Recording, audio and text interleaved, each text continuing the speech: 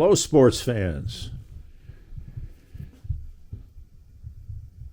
The wing on this L-39 is huge.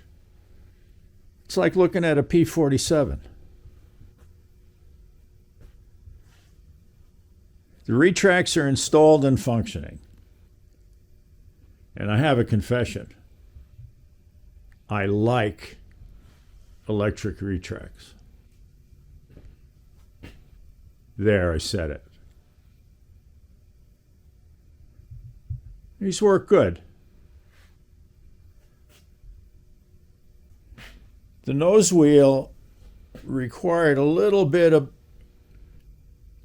opening up the clearance a bit. You can see here in the nose, I gave it a little room for the tire.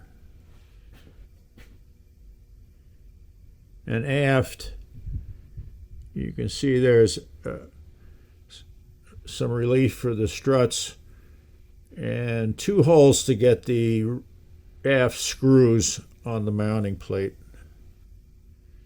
Other than that, all is well.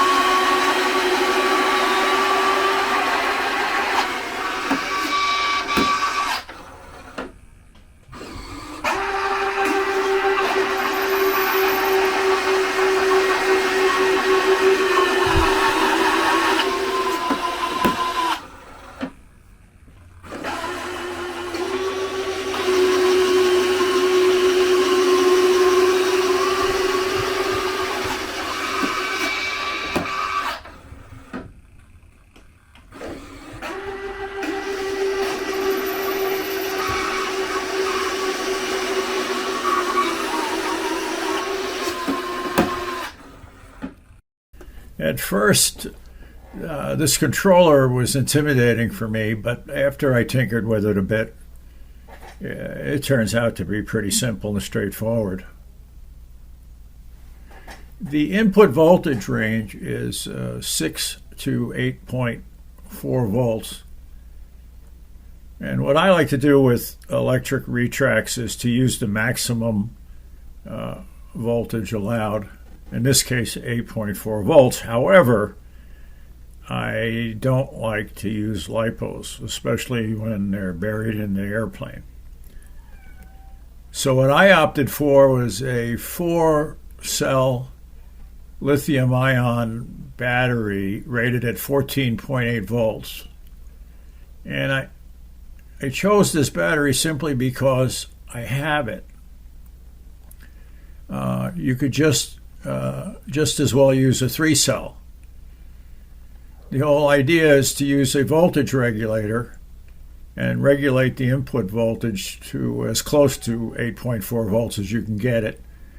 In this case, I set the Castle voltage regulator at 8.5, and net voltage at the controller is 8.39. That's close enough. There are 3 inputs.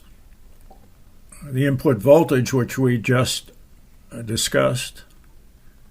The brake input is the signal from the receiver on whatever channel you use and whatever control you use on the transmitter. And the retract input is whatever channel from the receiver that you choose for the landing gear and whatever control on the transmitter that you will use as well. Again, very simple, straightforward. There are 2 test functions on the controller, the brake test and the retract test. These are handy during setup, whether it's on the bench or at the flying site. Allows you to cycle the gear or test the brakes without having the radio connected. The retract test is just what it sounds like. You press the button, and if the gear is retracted, it'll extend, and if the gear is extended, it'll retract. And this will also operate the gear doors, however you have those configured. Now, the brake test is a little different. in that the controller is a proportional brake function. When you're hooked up to your radio, you can set the high endpoint or the on endpoint lower, and it goes into like an ABS kind of mode. And you can set it from 100 down to 0 if your transmitter is capable of it. And of course, it controls the amount of braking you get with the aircraft. However, when you use the brake test on the controller, it is not proportional. It's 100% all in, so it's going to lock up the wheel, but you'll know that the brake is working. There's 3 outputs. There's the brake output, the retract output, and the servo output. The brake output, again, simple stuff. You got a left brake and a right brake. Pay attention to the polarity, plus and minus. And they don't use a signal wire on it. It's only 2 wires going to the brakes. The retract output is in this case pretty simple. There's 3 retracts and 3 connections. What I do is from left to right, 1, 2, 3. I use 1 and 3 for the mains and 2 for the nose wheel. And you match the polarity and the gear will all operate in the same direction. Next, over the servo output, those are your gear doors. And again, you've got 1, 2, 3. And the same sequence as I use for the retract output. 1 and 3 for the mains and 2 for the gear door, the nose gear door. Again, simple, straightforward stuff. No tricks.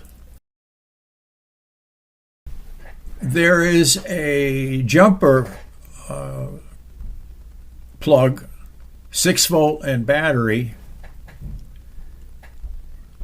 If you're using a high voltage input, in my case 8.4 volts,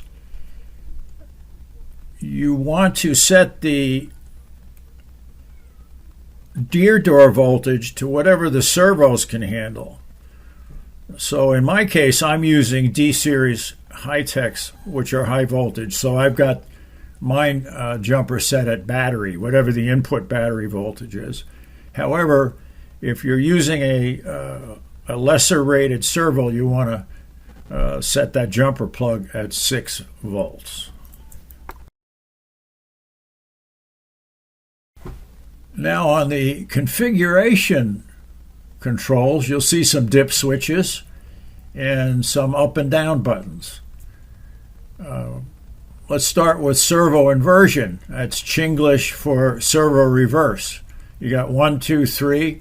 The dip switches are on or off, A or B, whatever you choose to think. Again, 1 and 3 are the main doors. 2 is the nose wheel door.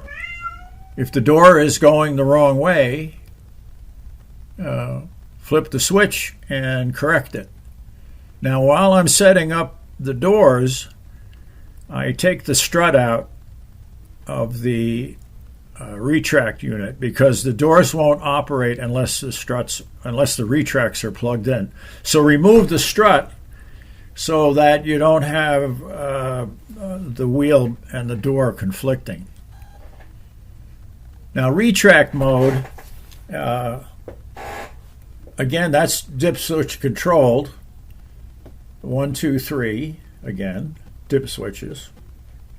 And I think of this as you got 2 modes. You got P47 mode and P51 mode. P47, when the gear is extended or down, the doors stay open. In P51 mode, which is what I set up the L-39, is when the gear is down, the doors go back up. And then to cycle the gear back up, the doors will open, gear goes up, doors close.